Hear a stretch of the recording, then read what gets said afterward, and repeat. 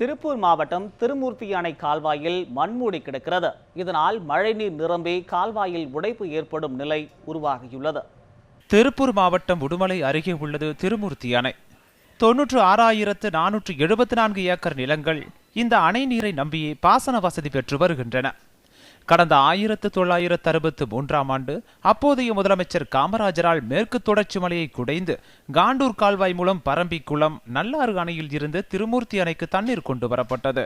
கடந்த 2010ஆம் ஆண்டு 184 கோடி ரூபாயில் புனரமைப்பு பணிகள் தொடங்கிய நிலையில் மேலும் 27 கோடி ரூபாய் நிதி ஒதுக்கப்பட்டு பணிகள் நடைபெற்றன.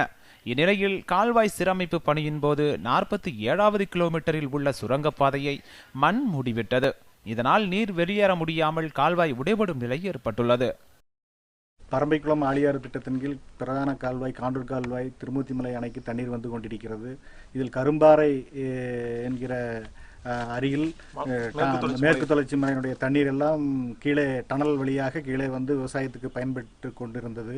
அது தானாக மண் அரிப்பு ஏற்பட்டு அடைப்பு ஏற்பட்டு தண்ணீர் வெளிவராமல் அங்கேயே தேங்கி நிற்பதற்கான வாய்ப்புகள் நிறைய இருக்கிறது. இப்படி மழை அதிகமாக பெய்யும் போது காண்டூர் கால்வாய் உடைவதற்கான வாய்ப்புகள் நிறைய இருக்கிறது. அதனால் அதிகாரிகள் உடனடியாக தலையிட்டு இந்த பணியை உடனடியாக அடைப்பை நிவர்த்தி செய்யுமாறு கேட்டுக்கொள்கிறோம்.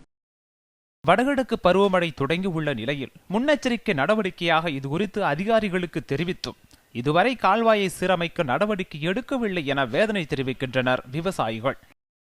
47.6 கிலோமீட்டரில் மழைநீர் தேறி அந்த ஊட்டி வழியை தண்ணி போகாதனால டெம்பர் சைடு தண்ணி தேங்கி நிற்கிறதுனால வாய்க்கால் பிடுங்கக்கூடிய காண்டூர் கனால் பிடுங்குற அபாயம் இருக்குது. அது அப்படி பிடுங்கினால் வடவர இருக்கிற விவசாயிகள் ரொம்ப பாதிப்படைவாங்க.